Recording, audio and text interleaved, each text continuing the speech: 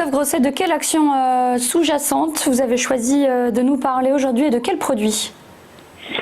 Sur les sous-jacents préférés en fait qui ont été sélectionnés par les investisseurs au cours du dernier mois, au cours des dernières séances, et je dirais que si on regarde les turbos, donc on l'a laissé entendre, là il n'y a pas vraiment de grosses surprises si on annonce que les indices se taillent la part du lion avec plus de 50% des échanges. Donc c'est peut-être plus intéressant de regarder quels indices ont été traités. Donc outre le CAC 40 qui naturellement représente plus d'un tiers des échanges, à 36% des échanges au cours du mois de septembre, un chiffre qui se confirme et même s'amplifie depuis le début du mois d'octobre.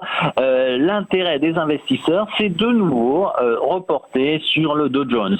Alors, ce qui est un peu surprenant, puisque nous le savons, nos investisseurs ont tendance, lorsqu'ils vont chercher de la diversification sur un autre indice, peut-être plus à se reporter sur le DAX.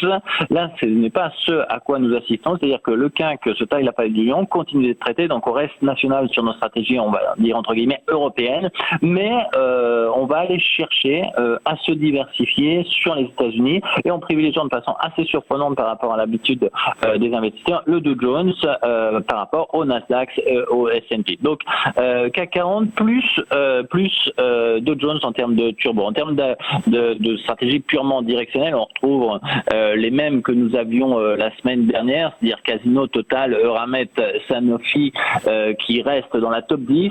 À remarquer cependant Peugeot qui pointe sur les turbos à la 11e place du classement et qui pourrait dans les séances à venir se démarquer et donc continuer d'attirer l'intérêt des investisseurs dans les semaines à venir. En termes de variantes, donc produits de volatilité, nous retrouvons naturellement Casino qui reste encore l'action qui concentre les volumes, mais également LVMH et Total qui ont fait leur entrée. Donc on le voit, des investisseurs qui ont la possibilité qui ont en fait une sélection relativement éclectique des sous-jacents. Donc on ne va pas être vraiment dans une optique de secteur, mais on va rester sur des choix d'actions qui vont pouvoir bouger dans les prochaines semaines.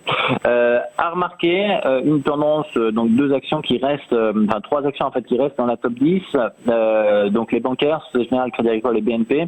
Là on se trouve plus en fait sur la queue de l'intérêt qu'on a retrouvé sur les actions bancaires, sur les valeurs bancaires en fin de mois avec des investisseurs qui sont en train de désinvestir. Donc c'est peut-être un peu trompeur de les retrouver dans la top 10, mais l'intérêt est en train de peut-être se calmer sur les actions bancaires, enfin tout au moins de façon ponctuelle.